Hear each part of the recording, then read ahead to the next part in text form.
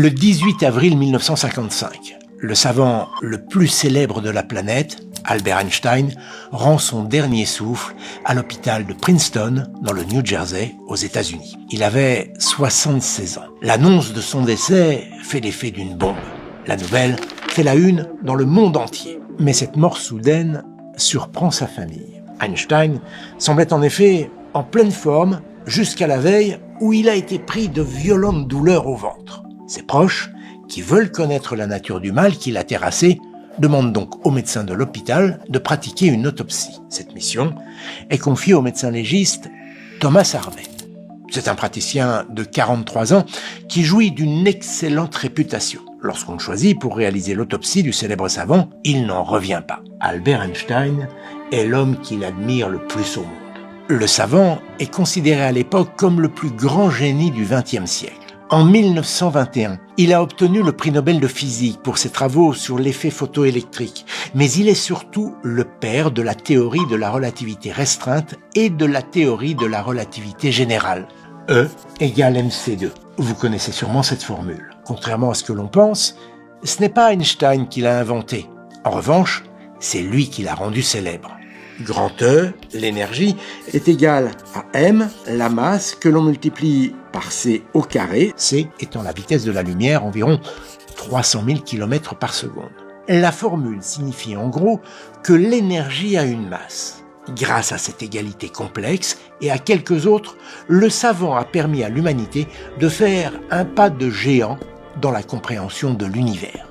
En physique, il y a donc un avant et un après Albert Einstein. Le voilà dans la salle d'autopsie, en compagnie de 2 assistants, face au corps du grand savant. Il est allongé sur la table et donne l'impression de dormir, paisiblement. Souvenez-vous, la veille de sa mort, Einstein se plaignait de violentes douleurs au ventre. Le docteur Harvey commence donc par s'intéresser aux organes de l'abdomen. À peine commence-t-il son travail qu'il observe une grande concentration de sang au niveau de la cavité péritonéale d'Albert Einstein. La cavité péritonéale, c'est l'espace situé entre les 2 membranes qui tapissent l'intérieur de l'abdomen. Ces membranes recouvrent l'estomac, le foie et le pancréas.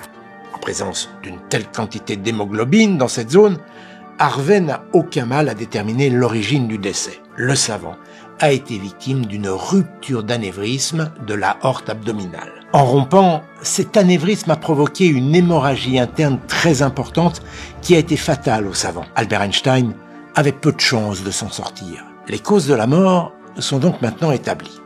Pas la peine de prospecter plus loin. Le docteur Harvey en a terminé. Enfin, pas tout à fait. En règle générale, le médecin laisse à ses assistants le soin de remettre le cadavre en état. Pendant ce temps, il rédige son rapport. Mais cette fois, ce n'est pas ce qui va se passer. Le praticien demande à ses assistants de sortir. Il désire rester seul avec la dépouille du savant. Veut-il se recueillir, profiter d'un moment d'intimité avec lui? Non.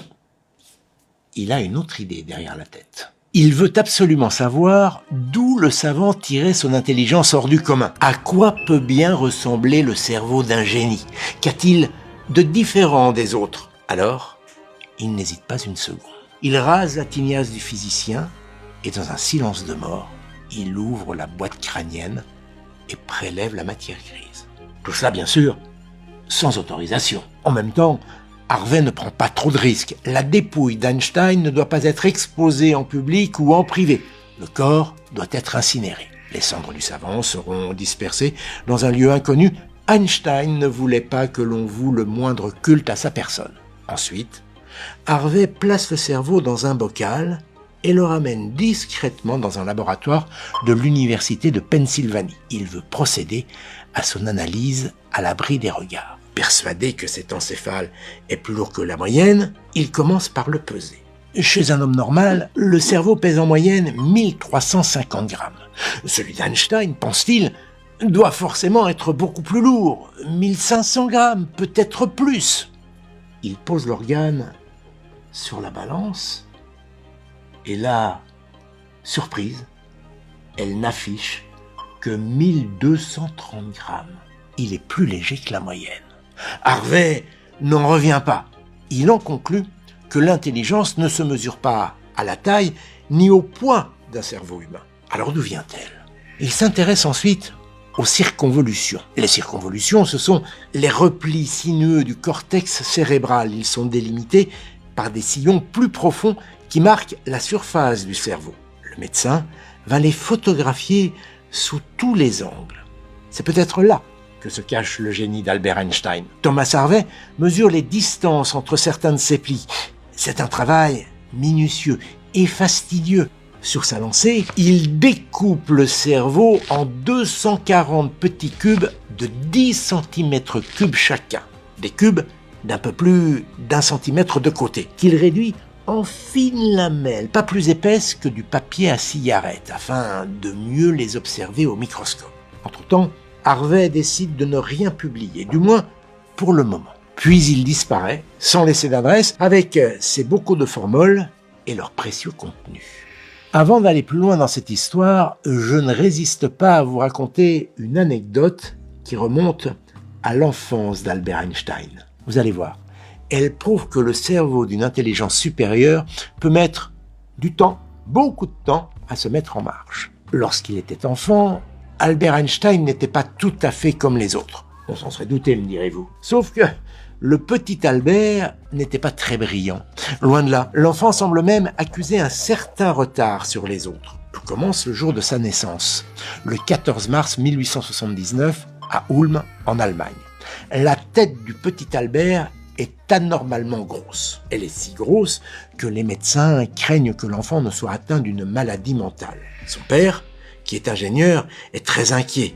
Et il y a de quoi. À 3 ans et demi, notre futur prix Nobel est tout simplement incapable de prononcer le moindre mot. Or, un enfant prononce en principe ses premiers mots entre 12 et 16 mois.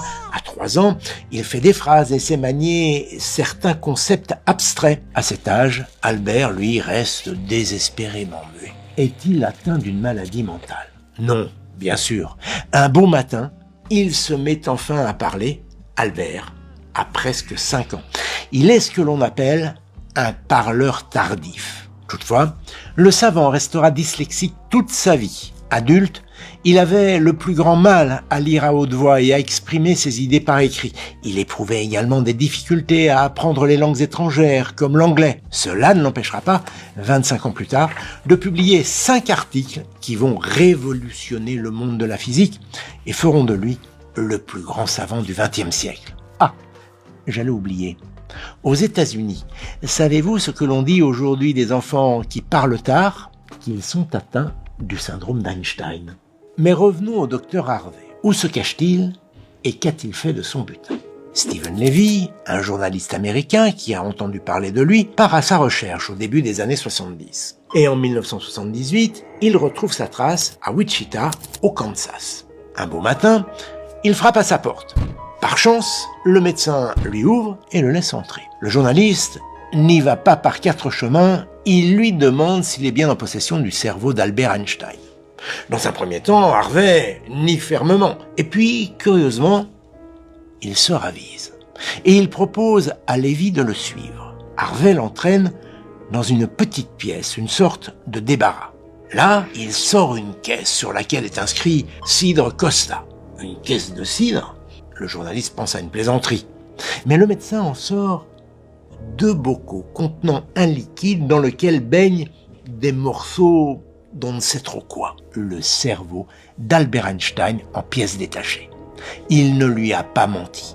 Dans la foulée, Stephen Levy publie un long article qui déclenche l'intérêt médiatique pour les découvertes de Thomas Harvey. Il révèle que le médecin n'avait rien trouvé d'extraordinaire dans le cerveau du plus grand génie du XXe siècle. Il était désespérément normal. Vous êtes déçus? Attendez un instant. L'histoire n'est pas tout à fait terminée. Elle rebondit en 1982 lorsqu'Harvey accepte enfin de partager un peu de son trésor avec ses confrères. Il envoie à 18 éminents chercheurs des lames histologiques et des photographies du cerveau. Il en résulte 6 publications importantes qui révèlent au final qu'Albert Einstein avait bien un cerveau différent du mien et du vôtre. Son anatomie ne présente aucune différence, sauf en ce qui concerne les lobes pariétaux qui sont hypertrophiés, c'est-à-dire plus gros que la normale. De plus, dans les deux hémisphères, la morphologie du sillon latéral, qui se situe ici sur l'image, est unique par rapport à celle observée sur des cerveaux témoins. Ils sont plus étendus que la normale, une particularité qui a déjà été observée chez d'autres grands physiciens et mathématiciens. Mais attention, on ne peut pas faire le lien entre ces particularités et l'intelligence d'Albert Einstein. D'ailleurs, qu'en aurait-il pensé s'il avait toujours été vivant? Sans doute pas grand-chose. Comme il aimait le dire, l'intelligence n'est pas la capacité à stocker des informations, mais de savoir où les trouver.